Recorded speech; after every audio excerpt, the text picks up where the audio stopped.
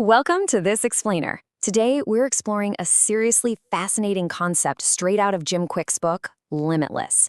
So, we're going to talk about your brain. And let's be real, your brain is, without a doubt, the ultimate superpower. I mean, it processes faster than any existing computer and has a virtually infinite storage capacity.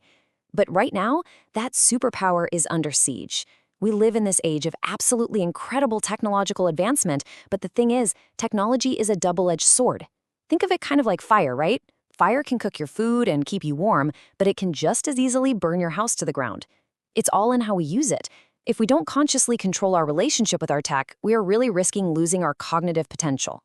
Okay, let's dive right into this. We're going to look at our modern rogues gallery, if you will. These are the four supervillains holding our minds back. Digital Deluge, Digital Distraction, Digital Dementia, and Digital Deduction.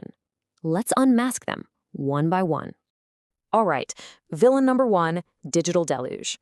We are quite literally drowning in information. Get this, we currently consume as much data in a single day as an average person living back in the 1400s would have absorbed in their entire lifetime. Crazy, right? And that brings us to Digital Deluge, which is this unending flood of information in a world where we just have finite time and some pretty unfair expectations. We are constantly struggling to keep up because the half-life of information is just shrinking so fast. What you learn today might be completely outdated by tomorrow. We're drowning in data, rapid change, endless notifications, and it is leading directly to overwhelm, to anxiety, and to sleepless nights. I love this quote from New York Times tech reporter Matt Richtel.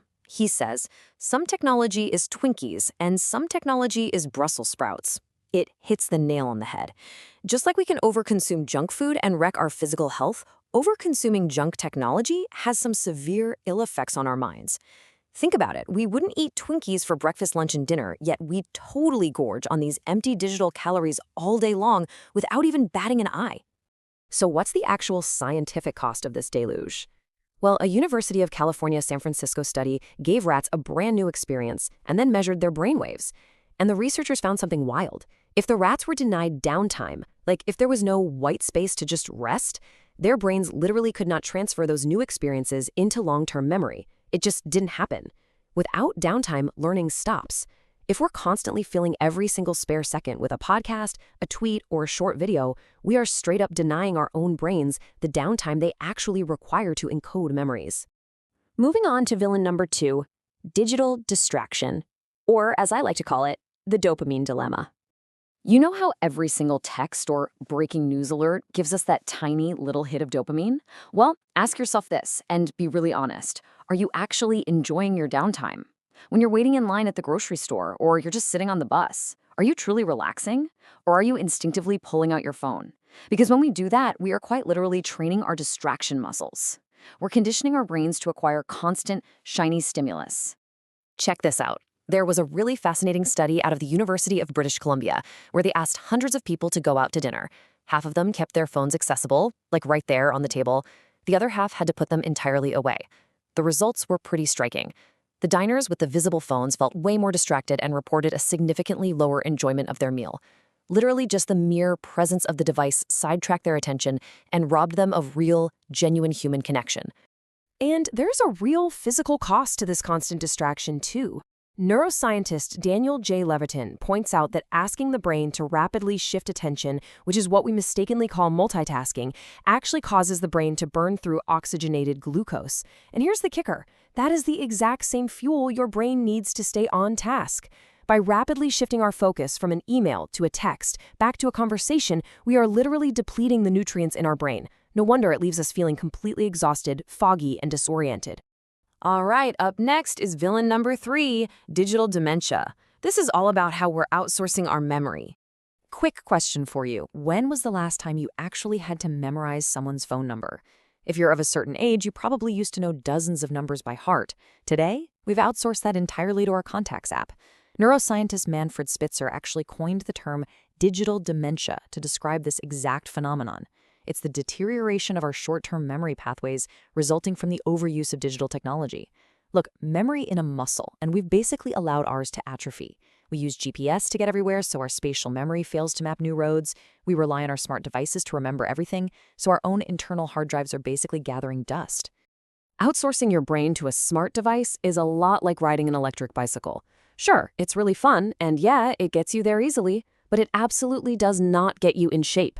To keep our minds sharp and to stave off cognitive decline, we have to engage in what Jim Kwik calls brainercise. If you never force your brain to remember things, that muscle simply wastes away. It's a classic case of use it or lose it. To put that into perspective, let's look at this data from a UK memory study by Dr. Maria Wimber. This involved 6,000 adults.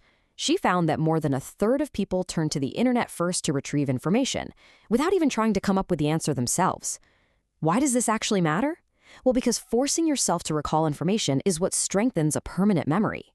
By instantly bypassing recall and just searching Google, we're preventing our brains from building up those long-term memories. We're actively making ourselves more forgetful. And that brings us to our fourth and final villain, digital deduction, losing our critical thinking. Honestly, this one might be the most insidious villain of the whole bunch. In a world where every single piece of information is abundantly accessible, we've basically started letting technology do our critical thinking and reasoning for us. Playwright Richard Foreman describes this so vividly and kind of terrifyingly, to be honest. He says we're becoming pancake people, spread wide and thin, because we can just jump online to see how we should feel about a hot-button issue or to find a pre-packaged analysis of an event. We're losing our depth.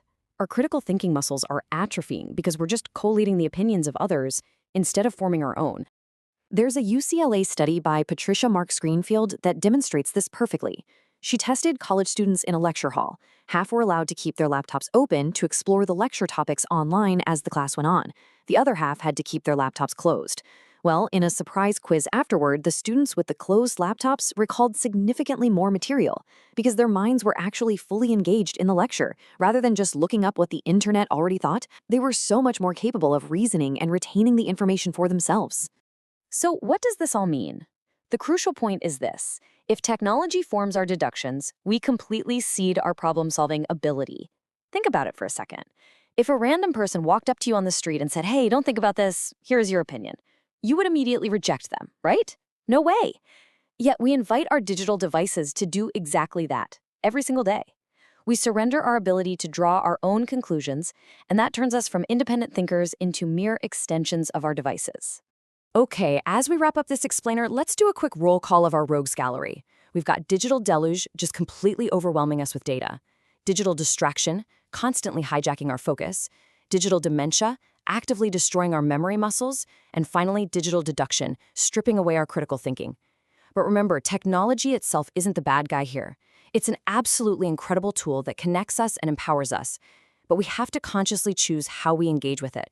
We have to establish boundaries so that we remain the master and we don't accidentally become the tool ourselves. I want to leave you with one final provocative question to really chew on. Take a second and think about it. Which of these four digital villains is currently most disrupting your life, your productivity, and your peace of mind? Conscious awareness is always the very first step in solving a problem. So, identify your villain, set your boundaries, and take that awesome first step toward reclaiming your limitless brain. Thanks so much for joining me on this explainer, and I'll see you next time.